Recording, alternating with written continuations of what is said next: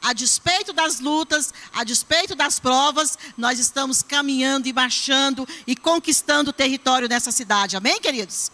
Glória a Deus pela sua vida. Sejam todos muito bem-vindos. Sintam-se à vontade. Sintam-se em casa. Amém? E como toda festa, hoje nós estamos cantando, louvando, ouvindo a palavra, nos renovando, nos alimentando da palavra. Ao final também nos alimentando aí de um alimento bem gostoso que está sendo ali preparado. Então é uma honra recebê-los com muita alegria. Sejam todos muito bem-vindos em nome de Jesus. Amém? E nós temos a honra também de ter conosco, ministrando nesta conferência, breve conferência, os nossos primeiros pastores. Quando eu e o apóstolo Henrique nos convertemos em 1983, olha aí, tá vendo? Hoje eu estou boa de data, hein?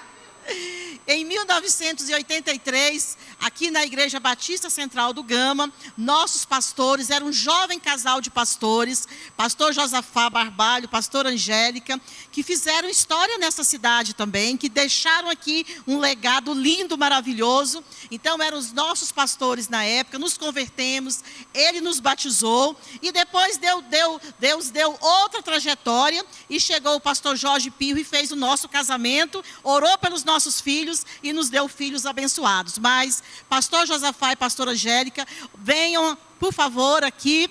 O pastor Angélica depois que vai falar, mas nós queremos recebê-los com uma salva de palmas, com alegria, com gratidão. Atualmente, eles estão pastoreando na cidade de Goiânia, a Igreja Batista da Graça, no centro de Goiânia, uma grande bênção. Nós já tivemos lá com parte da igreja, já fomos ministrar, e sempre que possível a gente vai a Goiânia, eles nos acolhem, nos hospedam de uma maneira tão generosa, e quando estão aqui, não tem outro lugar, é na nossa casa também. Então, desde ontem que nós estamos tendo a honra de lanchar, almoçar, jantar com esse casal maravilhoso, inspirador, né? Inspirador, é uma comelância só, né, pastor? É uma comelância abençoada. Hã? Ah, não, a gente ora também, a gente ora, tal. Somos crentes, né? E aí, queridos, nós temos a honra de recebê-los hoje com muita alegria.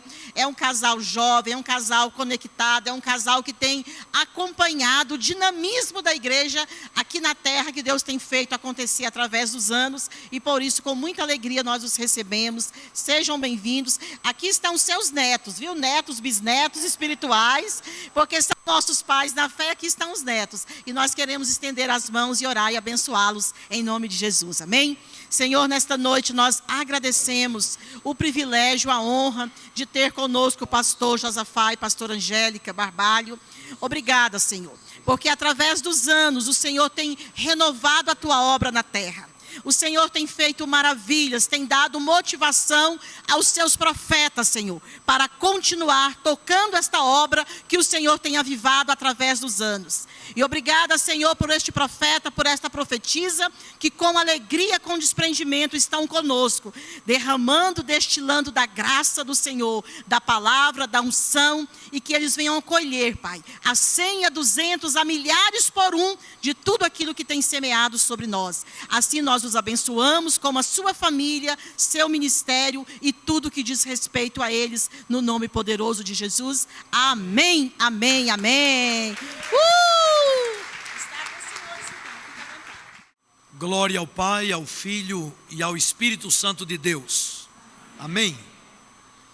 A Igreja Betel está de parabéns pelo casal de líderes, de obreiros que estão à frente de vocês. Tanto Arilma quanto o apóstolo Henrique, eles têm coração de pastor. Tem um carinho muito especial pelas ovelhas. E é bom ver a maneira como eles se relacionam com os líderes e também com as ovelhas. E aí está a razão principal do crescimento, da consolidação, da vitória desta igreja. Parabéns pelos 25 anos, pela caminhada vitoriosa.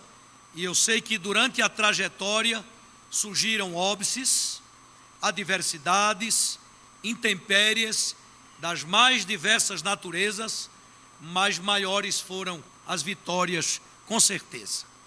Então a Deus toda glória, toda honra, toda exaltação e louvor pelos 25 anos desta igreja vitoriosa. Outro detalhe, eu viajo o Brasil todo e também nações.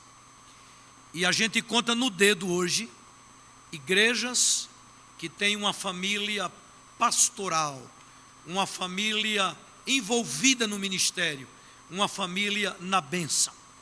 Então, Henrique e Arilma e os seus 2 filhos têm amor pela obra, têm a dedicação pela igreja, não é? Tanto a Thalita quanto o Isaac, que significa alegria, não é?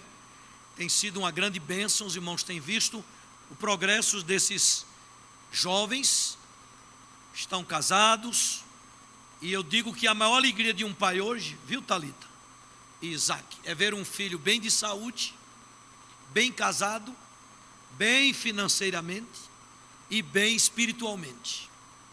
E Henrique, Arilma tem tido essa alegria de ver os seus filhos bem de saúde, comeram muito bem, se alimentam muito bem, bem casados, bem financeiramente. Doutora Thalita, não é a melhor dentista do Gama, não é isso? E o Isaac aí é o homem das comunicações, o homem da mídia. Então um casal de filhos abençoados, família sacerdotal. Então a igreja sustenta essa família em oração. É uma bênção que a gente tenha nossos filhos no ministério. Amém? Ontem a pastora Angélica falou do livro da nossa filha. Eu também tenho o privilégio de ter 3 filhos envolvidos comigo no ministério. E a Keila e o Henrique, minha filha caçula, está lá à frente do trabalho na igreja hoje, em Goiânia, na minha ausência. Ela teve uma experiência de dor, de sofrimento, com o nascimento da filhinha, com uma lesão cerebral.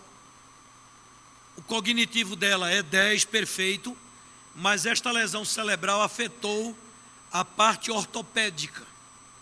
E aí foram 10 dias de UTI.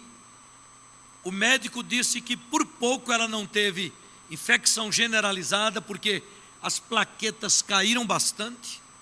Mas em oração, a igreja, a família, e a Lavínia está aí, uma morena bonita, fez 4 anos, fez uma cirurgia delicada nos Estados Unidos, que nos custou $50 mil. A cirurgia chama risotomia, é uma mexida na coluna vertebral, e o médico, um coreano competente, assegura que até os 5 anos a Lavínia estará andando sem o andador.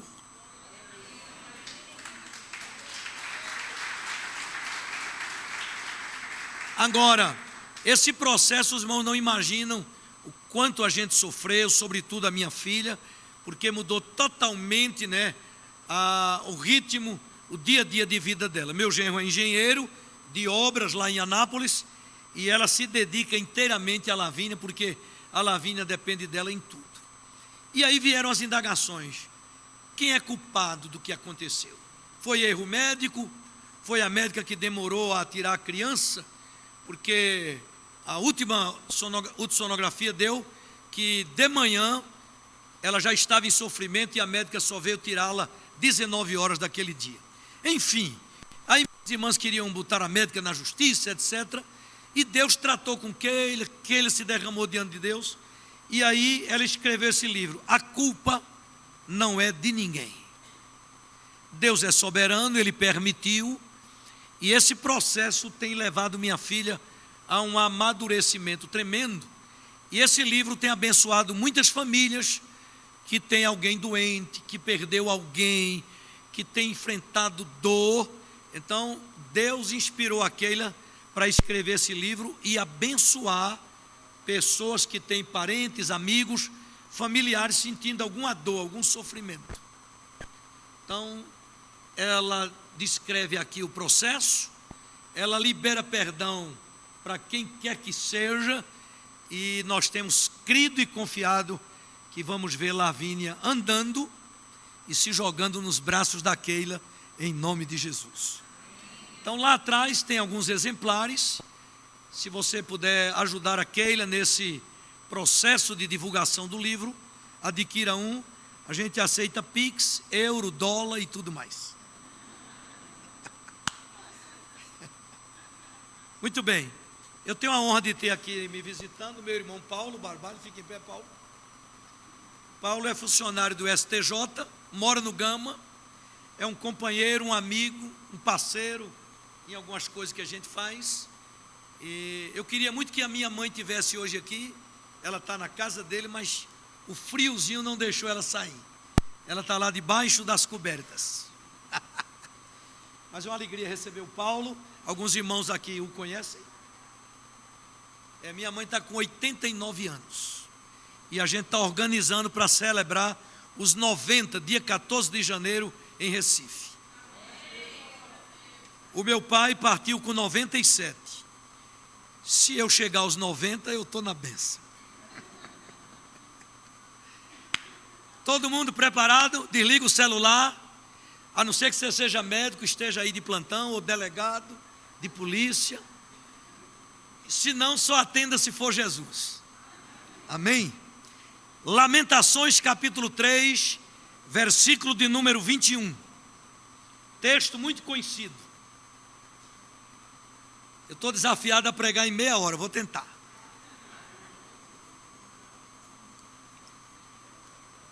Lamentações, capítulo de número 3, versículo de número 21.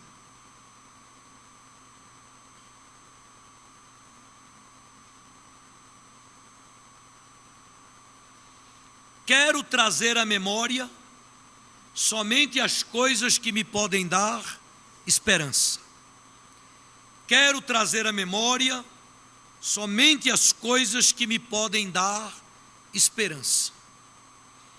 O contexto do livro de Lamentações é conhecido de todos os irmãos.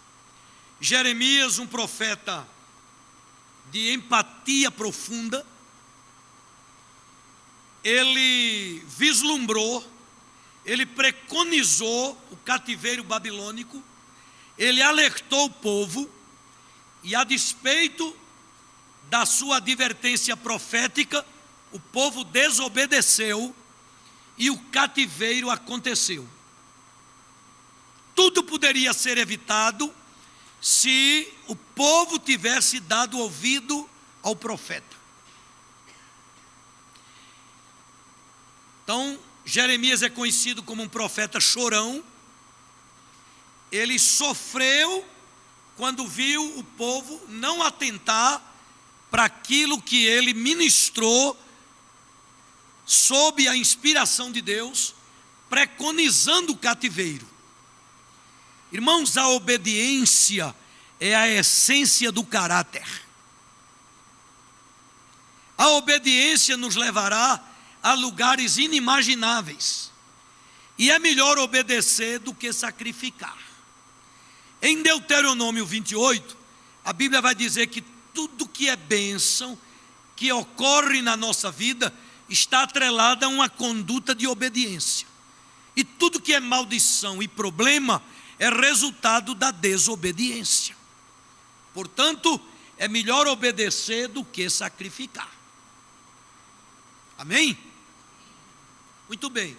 O povo desobedeceu e foram humilhados por 70 anos em Babilônia. E Jeremias acompanhou todo o processo. E quando ele chega na sua cidade, depois que o povo foi levado cativo, né, sob a liderança de um homem de visão expansionista, diabólica, gananciosa, Nabucodonosor, cerca de 100 mil judeus foram levados para o cativeiro, e ele viu a sua terra praticamente destruída, casas incendiadas, muita gente morta, mulheres sendo violentadas sexualmente, enfim. Quem já leu o livro de Jeremias E quem já leu Lamentações, daí o nome do livro, Lamentações, é Jeremias lamentando todo aquele quadro dantesco, aquele quadro cinzento, aquele quadro de sofrimento. E o capítulo 1, o capítulo 2, o capítulo 3 até o verso 20 é uma narrativa de dor, de angústia na alma, mas de repente Jeremias decide dar uma brecada nas emoções negativas, e lá nos paredões, lamentando, ele decide sepultar o passado, esquecer tudo o que aconteceu, e aí ele declara isso que a gente acabou de recitar: quero trazer à memória, doravante, daqui por diante, eu quero trazer à memória somente as coisas que me podem dar esperança. Quero trazer à memória somente as coisas que me podem dar esperança.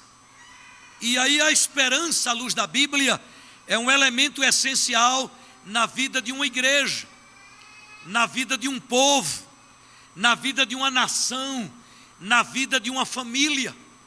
Nós não podemos prescindir dessa virtude da esperança. Quem perde a esperança entra em desespero. Está em desespero quem não tem esperança. E aí, meus irmãos, lembrar do que ficou para trás não é tão interessante no sentido do texto, porque o que passou, passou. Então aqui hoje a gente vivencia mais de 2 anos de pandemia,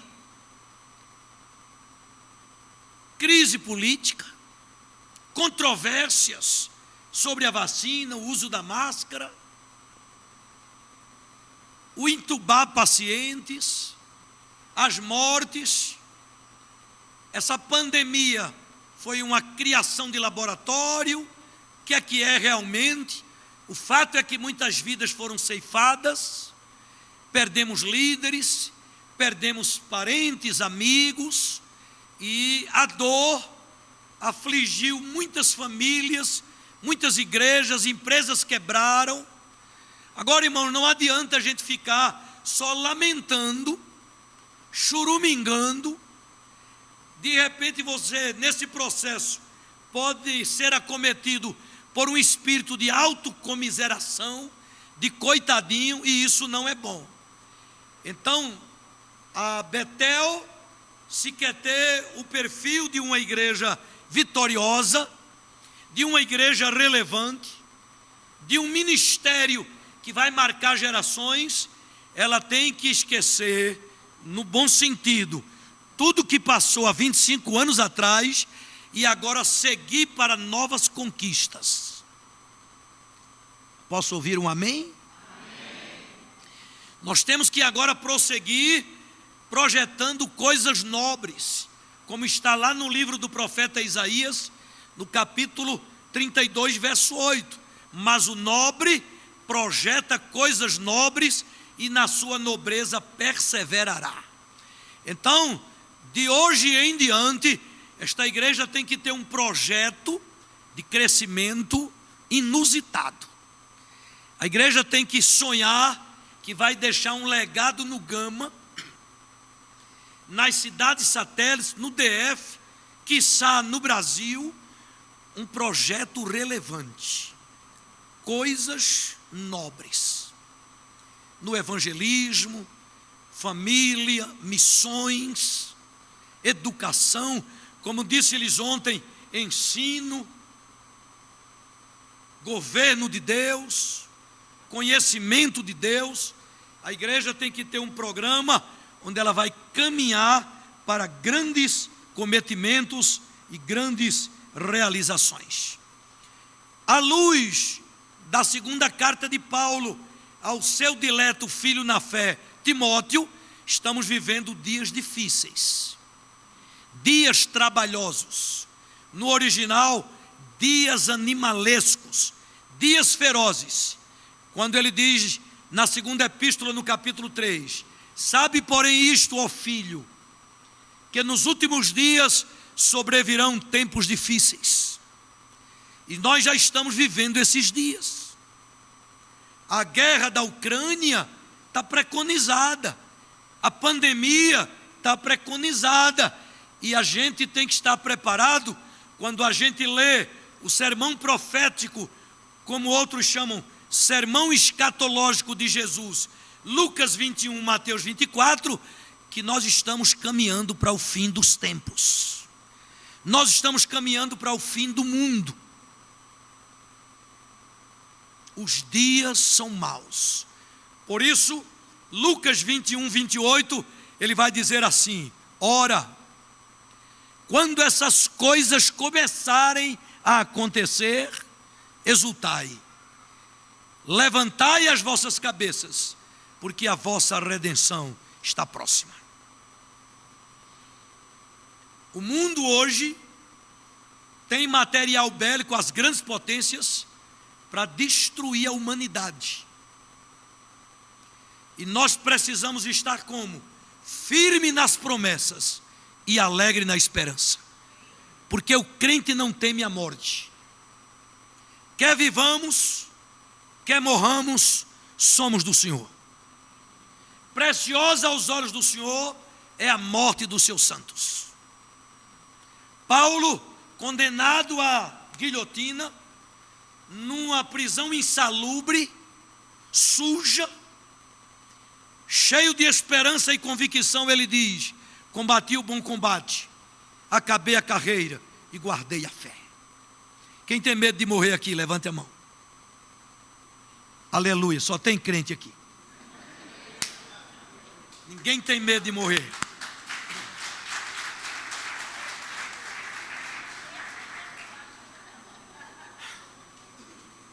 Meus irmãos, eu enfrentei essa pandemia de boa.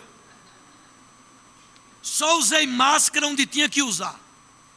Uma reforma tremenda lá na nossa igreja. Se eu peguei essa desgraça, eu não sei.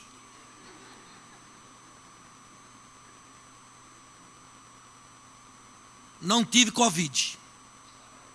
E nem vou ter. Quem teve e venceu, aleluia. Mas se você tivesse ido, glória a Deus, estava melhor do que nós.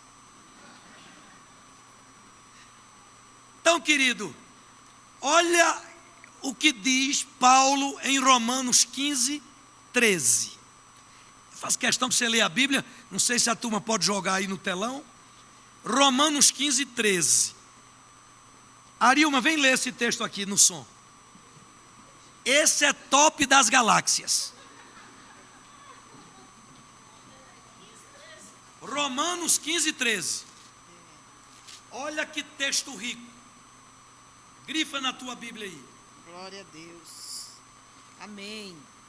Romanos 15, 13. Quem não encontrou, quem já encontrou, diz assim: e o Deus da esperança vos encha de todo gozo e paz no vosso crer, para que sejais ricos e de esperança no poder do Espírito Santo. Glória a Deus. Lê outra vez.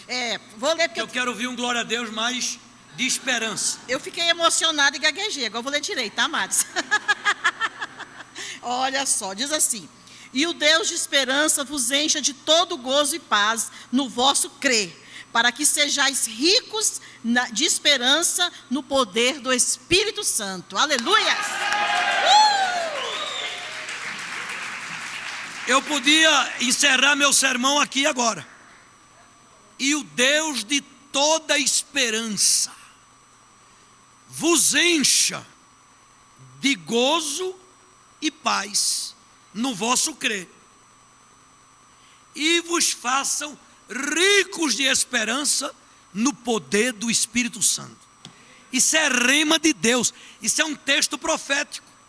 Perfil de uma igreja relevante depois dos seus 25 anos é nessa linha: conhecer o Deus verdadeiro, interagir com Ele, crer que o Deus de toda esperança vai nos encher de quê? De gozo, de alegria e de paz.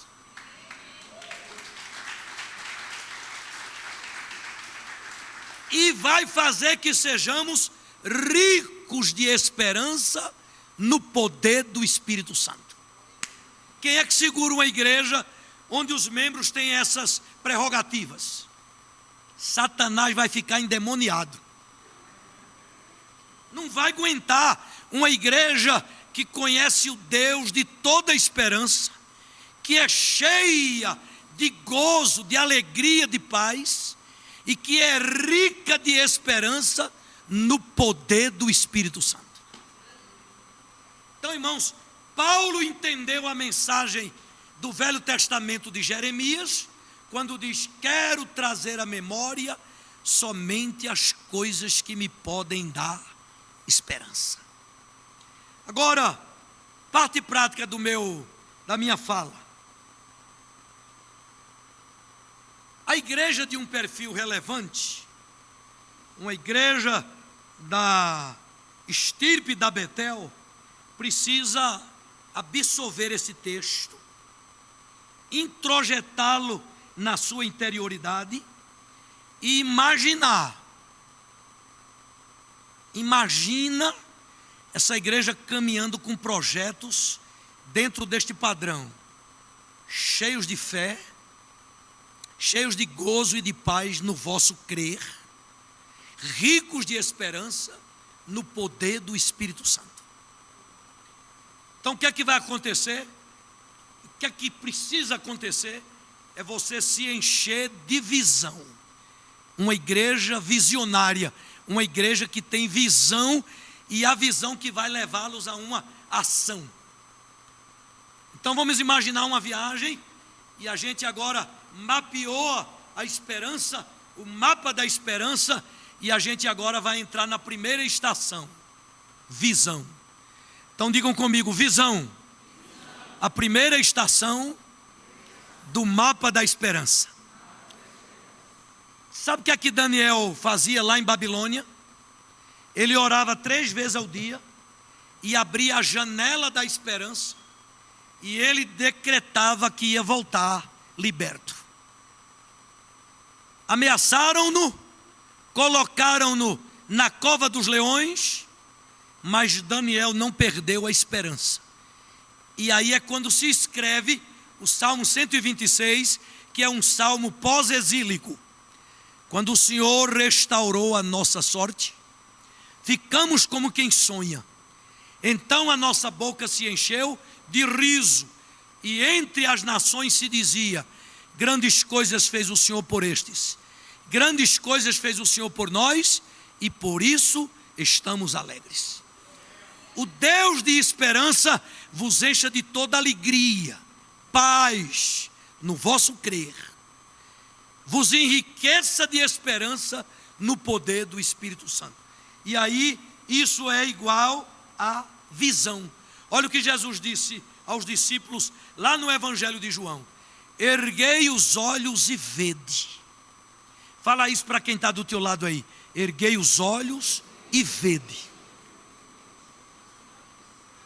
Os campos já estão brancos para a ceifa. E quando você faz uma exegese do texto, se eles demorassem a colher, os frutos iriam apodrecer. E os discípulos achavam que ainda duraria muitos meses para chegar o tempo da colheita. E isso é um espírito de inércia, de acomodação, falta de compromisso com a obra de Deus. Irmãos, a gente não tem mais tempo a perder. O tempo urge. O tempo na Bíblia, no original, é cronos, daí a palavra cronômetro, e kairos, que é o tempo de Deus. E olha, o tempo chegou. A igreja precisa ganhar almas, trazer parentes para o culto, abrir a boca e dar uma literatura e pregar para o frentista do posto, o caixa do banco, o cliente da tua clínica, o cliente do teu escritório. Fala de Jesus, como disse Paulo a Timóteo: prega a palavra a tempo e a fora de tempo, insista com isso. Então, meus irmãos, a igreja não pode perder a visão. Por isso a igreja de Laodiceia capítulo 3 do Apocalipse, foi exortada a usar colírio, vestidura branca, santidade, ouro fino, poder, mas o último conselho foi colírio para os olhos, para enxergar os campos que já estão brancos para a ceifa. É missão da igreja, neste quesito, pregar o evangelho a todo homem, ao homem todo, em todo tempo e em todo lugar. Projeto com crianças, projeto com idosos, projetos sociais. Nós devemos pedir a Deus ousadia, fome, sede para ganhar almas, porque a Bíblia diz que quem ganha almas, sábio é. A quantos você falou de Jesus este ano? A quantos você deu uma literatura, um Novo Testamento?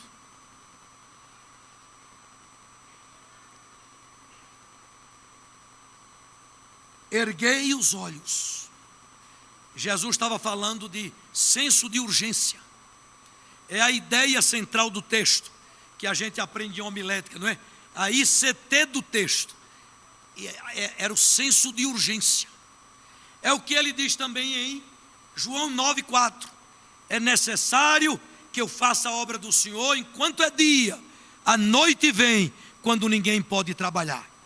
E aí quando você vai fazer uma exegese do texto, como é que a noite vem, pastor? A noite vem em forma de velhice, a noite vem em forma de doença, e a noite vem em forma de morte.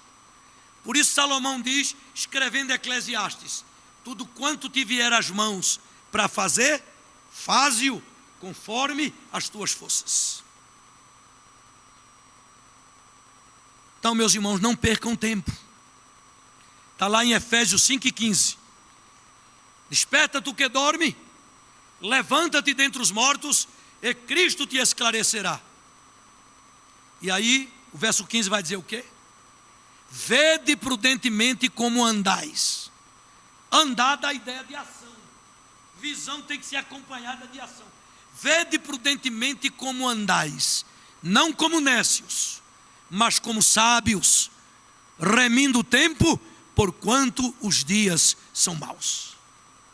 Amém, igreja? Então vamos andar, vamos correr, vamos acelerar, vamos ganhar almas para Jesus, porque o tempo urge. Fala para quem está do teu lado, o tempo urge. Tem crente dormindo demais, tem crente no celular demais, e é hora de acordar do sono e realizar com destreza a obra que Deus nos confiou. Segunda estação do mapa da esperança: ânimo. Fala comigo, segunda estação do mapa da esperança: ânimo. Irmãos, a pior coisa é você liderar um povo desanimado. E eu estou nessa luta. Eu estou entendendo que meu povo está desanimado. E eu tenho que orar para que a Batista da Graça receba abundante graça e um renovo, porque a pandemia desanimou muita gente. Irmãos, a pior coisa é lidar com gente desanimada. Um empregado desanimado, um vendedor desanimado, um profissional desanimado, jururu, derrubado. Pior coisa é você estar ao lado de uma pessoa desanimada, negativista. Só fala coisa negativa. Parece que ontem à noite tomou uma mamadeira de vinagre. É azedo, é chatonildo. E aí está na bênção. Minha filha disse que trabalhou no CCAA, curso de inglês. Aí ela chegava e dava bom dia à faxineira. Bom dia, minha amiga, tudo bem? Bom dia só se for para você. Porque para mim, a bruxa parece que está solta. Irmãos, palavras são sementes. Não saia da vossa boca, Efésios 4, nenhuma palavra torpe, mas só a que for boa para edificar os que ouvem. Então alguém está na fila do banco, está na clínica lá falando bobeira, você chama atenção e libera uma palavra de vitória, uma palavra de conquista. Quem é o o nosso referencial maior em aconselhamento? Jesus. E ele disse: no mundo tereis aflições. Parou aí? Mas tende bom ânimo. Tende bom ânimo. Gente animada é bênção demais. Coisa boa pregar numa igreja onde o crente está alegre, animado. Por isso, aos Filipenses, a palavra-chave na carta aos Filipenses é alegria. Alegrai-vos sempre no Senhor. Outra vez eu digo, alegrai-vos. Filipenses 4:4, Filipenses 4:7. E olha, Paulo escreveu essa carta para uma igreja que, quando ele fundou, ele foi preso e levou chibatada no lombo. E quando você estuda a carta, os punhos eram presos no tornozelo, as costas ficavam no jeito para o carrasco chegar e dar a chibatada. E mesmo diante de chibatada, de ameaças, à meia-noite Paulo louvou a Deus. Precisamos aprender a louvar a Deus quando é noite na nossa vida. Há poder no louvor, o louvor liberta. Essa família e vocês atravessaram um deserto, mas ali uma família, a igreja, não deixou a peteca cair. O pastor não aceitou a coisa, animado, porque o emocional vale muito no tratamento de uma enfermidade como esta. E aí está o Henrique rompendo em vitória, animado, alegre, sonhando, marcando viagem, e a gente ainda vai viajar muito.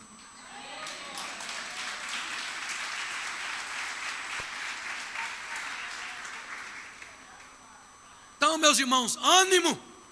Dá um cutucado aí no teu vizinho de ânimo.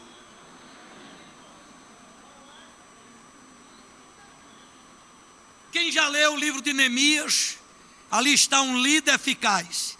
A cidade destruída, ele traz a responsabilidade para si, pede autorização do rei Artaxerxes. Bota o nome do teu menino desse rei. Artaxerxes. E aí ele vai para reconstruir os muros de Jerusalém. O que é que ele faz? Atenção, igreja. Ora, chora e jejua 120 dias. De cara aparece Tobias, Sambalá e Gesem, mensageiros da incredulidade. Não deem ouvidos aos mensageiros da incredulidade quando você falar do seu projeto.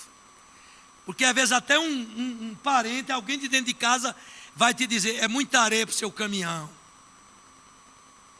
Lá vem o mensageiro do caos, né? Aí Tobias e Sambalá e o Gesem disseram: esse murozinho até uma raposa vai derrubar. Vocês são fracos, judeus. Aí Neemias reuniu a turma.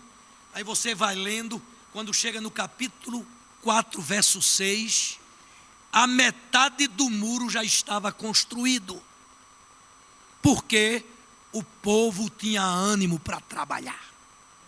Está lá no texto, lê aí, confere. A metade do muro já estava construído, porque o povo tinha ânimo para trabalhar.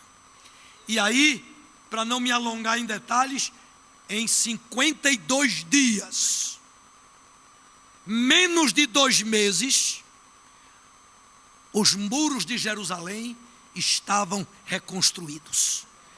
Porque o povo tinha ânimo para trabalhar. Fala isso para o teu vizinho. Porque o povo tinha ânimo para trabalhar. Salmo 27 começa como? Da visão dizendo lá: o Senhor é a minha luz e a minha salvação. De quem terei medo? O Senhor é a fortaleza da minha vida. A quem temerei? E como é que termina o verso 14 lá? Espera no Senhor, esperança. Quero trazer à memória o que pode me dar esperança. Espera no Senhor, anima-te, e Ele fortalecerá o teu coração. Espera, pois, no Senhor. Aleluia!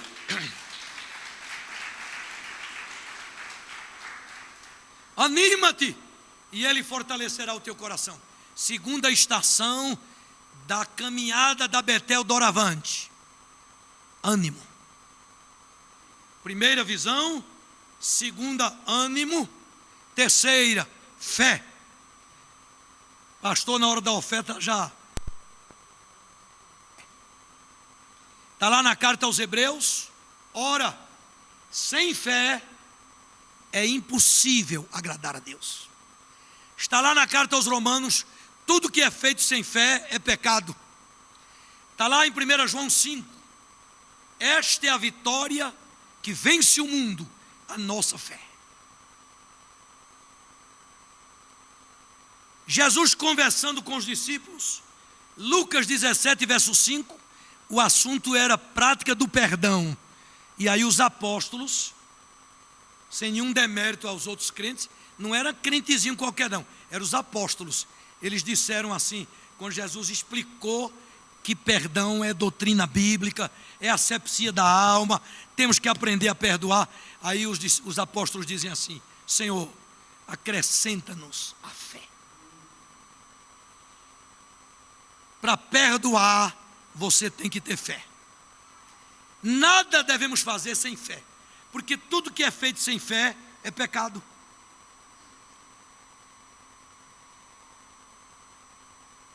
Carta aos Hebreus, capítulo 12, o apóstolo vai dizer nos primeiros versos: deixando, o verbo está no gerúndio, dando ideia de ação contínua, deixando todo o embaraço. O que é que te embaraça?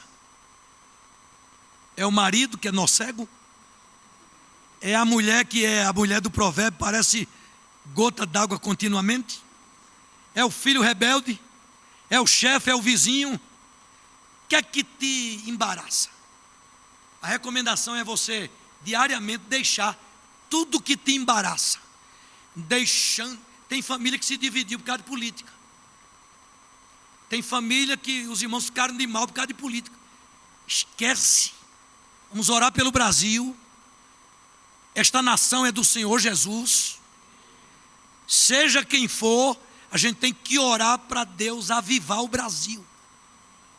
Vamos orar para que haja um avivamento nessa pátria. Agora, por que brigar por causa de política, deixar de falar, picuinha? Então, deixando todo o embaraço, todo, e o pecado que tão de perto nos rodeia, corramos com paciência. Olha aí outra virtude, a paciência. Corramos com paciência, olhando firmemente para Cristo, que é o autor e consumador da nossa fé.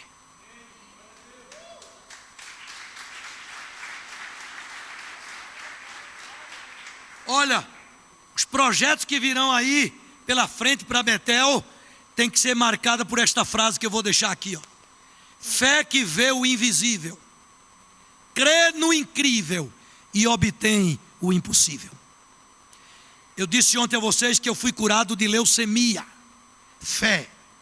Minha mulher foi curada de artrite e artrose. Fé. Eu vou ver minha neta andando e correndo e dançando aqui no louvor. Fé.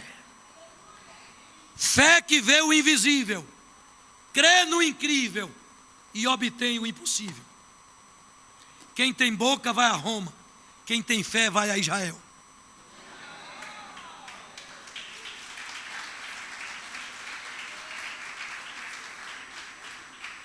Irmãos, coisa maravilhosa é você lidar com gente que tem fé. A dúvida é o maior opositor da fé. Cuidado com os DD do diabo. Não é o DDD da telefonia não. Tem os DDD do capeta. Dúvida, dívida, dissensão, discórdia. Deleta. DDD do capeta, sai. Nosso DDD é só o D de Deus. De dádivas. Está lá em Tiago 1,17. O que é que diz? Vê que texto lindo. Toda boa dádiva e todo dom, D de dádiva, D de dom, toda boa dádiva e todo dom perfeito vem do alto, descendo do Pai das luzes, Deus, em quem não há dúvida ou sombra de variações. É o Deus de toda esperança. Então, meu querido, fé. Há um hino, ou é um corinho do nosso tempo mais jovem: fé mais fé, amor mais amor. Quem não tem, peça ao Salvador. Pois sem fé e sem amor, não pode agradar ao Senhor. Tomé ganhou o título de incrédulo. O crente não pode ter esse título, incrédulo. Você é alguém que tem fé. Quem já foi a Israel e trouxe o grão de mostarda é menor do que o carocinho de arroz. E Jesus disse: se você tiver fé como um grão de mostarda, você vai fazer coisa demais. Por isso os apóstolos disseram: Senhor, acrescenta-nos a fé.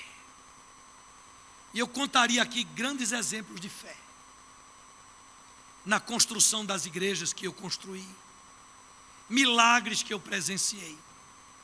Mas dada a exiguidade do tempo, eu não vou me demorar, mas eu quero que vocês saibam que fé é um elemento essencial à vida do cristão. Eu vou contar só uma, porque essa foi tremenda. Minha mulher queria conhecer Ilhas Margaritas no tempo bom da Venezuela, porque hoje eu não vou na Venezuela nem que me pague. E aí eu fui a um congresso em Bogotá, 7ª convenção das igrejas em célula, lá no César Castellanos. Preguei no norte do país, Manaus, Boa Vista, e aí o pastor disse: varão, vai conhecer as Ilhas Margaritas. Foi lá numa agência de turismo, tinha um pacote, e aí eu peguei um ferry-boat, um transatlântico, né, e fui para as Ilhas Margaritas. E aí comecei a conversar enquanto esperava lá o meu portanhol.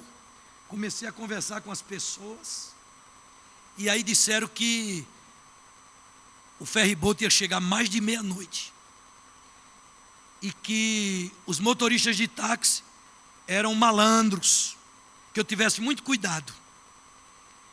Aí a ansiedade quis tomar conta de mim. Eu digo: vou combater a ansiedade com a fé. Orei a Deus, sentei numa daquelas salas do navio. Aí eu vi um menino correndo no meio do povo e a mãe atrás dele: Lucas, Lucas, Lucas. Eu digo: essa é brasileira. Eu digo: senhora, por gentileza, pode sentar aqui um instante. Ela sentou do meu lado. Você está indo para onde? Ela disse: para as Ilhas Margaritas. E que hotel você vai ficar? Ela disse: não, eu sempre alugo uma casa. Era uma gerente da Avon, da Natura, um negócio desse aí. Aí eu mostrei o hotel que eu ia ficar para ela, o voucher do hotel. Ela disse: a casa que eu alugo fica do lado desse hotel. Eu digo: você me faria uma gentileza? Me aguardar eu pegar o táxi para seguir seu carro? Ela disse: não, senhor, eu vou fazer algo melhor. Eu vou levar o senhor no hotel. Canta e te alegra, igreja. Ela me botou dentro do carro dela, eu e minha esposa, e nos levou no hotel. Eu não precisei pegar táxi. Fé que vê o invisível, crê no incrível e obtém o impossível. E eu contaria outras tantas experiências, mas eu quero ir para a última estação para a gente cantar parabéns. Terceira estação, fé. Primeira, visão. Segunda, e a quarta, persistência, perseverança, resiliência. Já ouviram aquele ditado? Tem gente que nada e morre aonde? Na praia. Quem quer morrer na praia? Ninguém quer. Então nós temos que ter persistência, perseverança em nossos projetos, em nossos sonhos. Por isso, um livro que se tornou best-seller no Brasil, de Augusto Cury, é o livro Nunca Desista dos Seus Sonhos. Então, meus irmãos, nós precisamos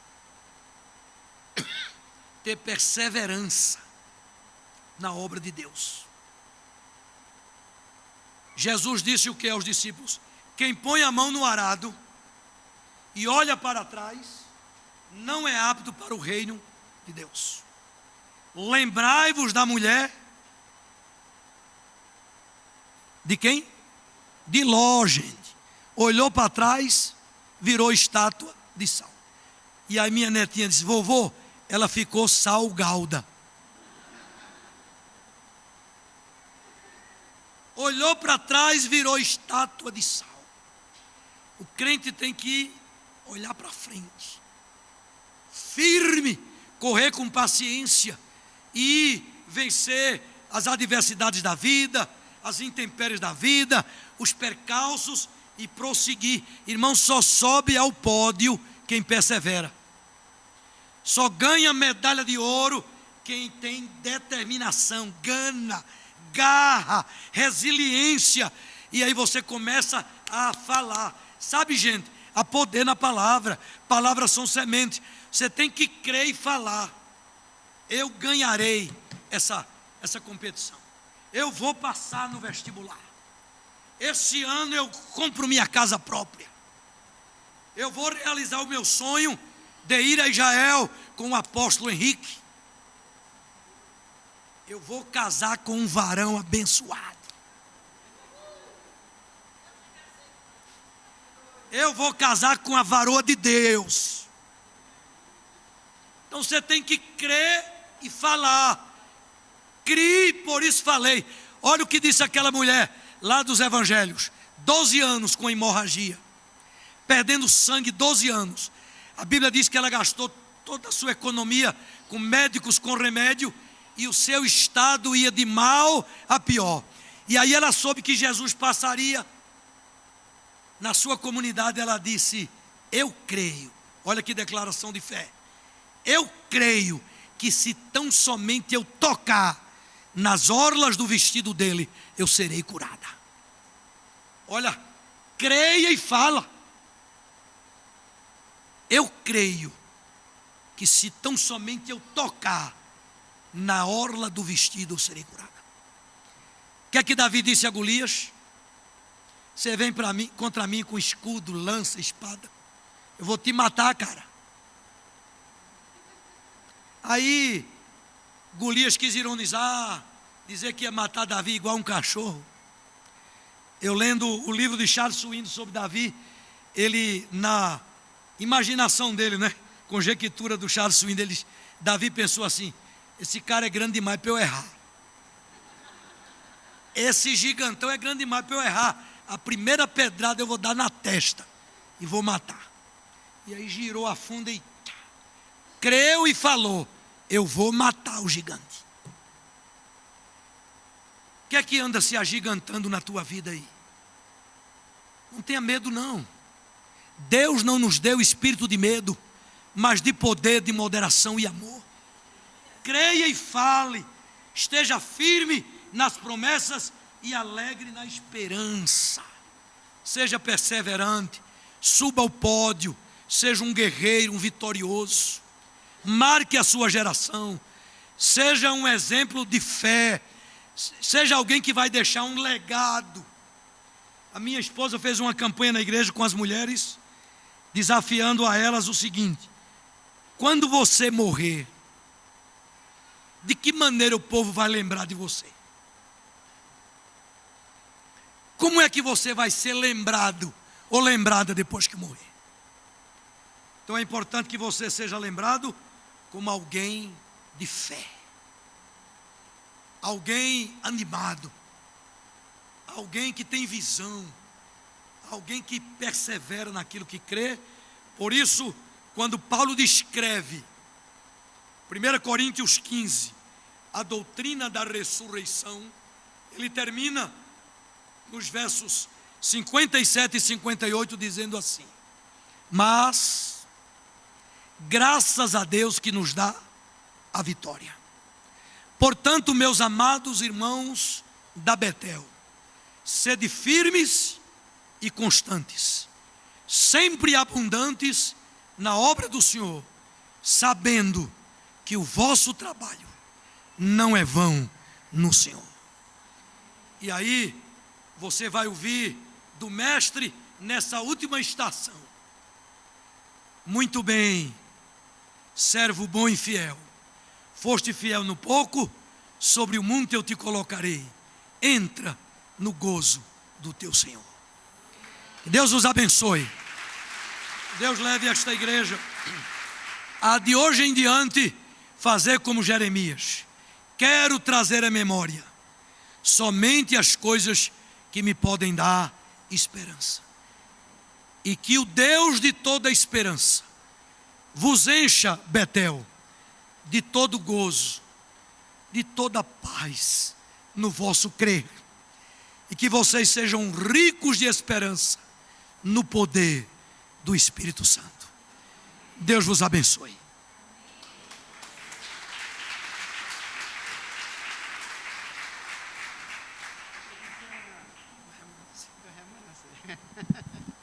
Aleluia. Louvamos a Deus por esse casal de pastores que são totalmente envolvidos na obra do Senhor. Esses homens que desde os 18 anos, desde os 15 que anda pregando a palavra de Deus, né? Estou precisando de cordas vocais novas. Amém. E nós queremos honrá-los nessa noite, né? Esses 25 anos, por esse momento aqui conosco. Anima, mulher, que grande é a bênção. Deixa eu entregar aqui a Mara, essa aqui é uma lembrancinha. Não sei que seja muito cheirosa, macia, mas é só para concentrar esse aroma do Espírito Santo. Aleluia. Prepara o vídeo. Cira, só para Olha, agora que eu vou exalar o bom perfume de Cristo. Deus abençoe. E vamos passar mais alguns momentos juntos aí. Mas é muito bom ter vocês aqui no Gama. Vocês saem daqui e só deixa a alegria. Obrigado. Dá um aplauso a esse casal maravilhoso. Profetas desse Brasil e nas nações. Levante sua mão direita, Pai, e receba a bênção. Que o Senhor te abençoe e te guarde. Que o Senhor faça resplandecer sobre ti o seu rosto e tenha misericórdia de ti. Que o Senhor sobre ti levante o seu rosto e vos dê Shalom!